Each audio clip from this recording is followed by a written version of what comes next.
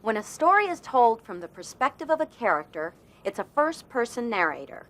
If the narrator's not a character in the story, it's a third-person narrator. A third-person narrator may tell us the thoughts, feelings, and actions of one character in the story or all the characters. The perspective from which a short story or novel is told is called point of view. Point of view is important in understanding fiction because the perspective from which we hear a story determines what kind of information we get as readers. Let's read an excerpt from a short story called A Good Man is Hard to Find by Southern writer Flannery O'Connor. Ask yourself, what kind of narration is used, and does the passage convey a certain attitude or feeling? This is called tone. A Good Man is Hard to Find by Flannery O'Connor. The grandmother didn't want to go to Florida. She wanted to visit some of her connections in East Tennessee, and she was seizing at every chance to change Bailey's mind. Bailey was the son she lived with, her only boy. He was sitting on the edge of his chair at the table, bent over the orange sports section of the journal.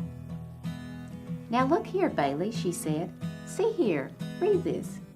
And she stood with one hand on her thin hip and the other rattling the newspaper at his bald head. "Here this fellow that calls himself the Misfit is loose from the federal pen and headed toward Florida, and you read here what it says he did to these people. Just you read it. I wouldn't take my children in any direction with a criminal like that loose in it. I couldn't answer to my conscience if I did." Bailey didn't look up from his reading, so she wheeled around then and faced the children's mother, a young woman in slacks, whose face was as broad and innocent as a cabbage, and was tied around with a green head kerchief that had 2 points on the top like a rabbit's ears. She was sitting on the sofa feeding the baby his apricots out of the jar. "The children have been to Florida before," the old lady said. "You all ought to take them somewhere else for a change, so they would see different parts of the world and be broad.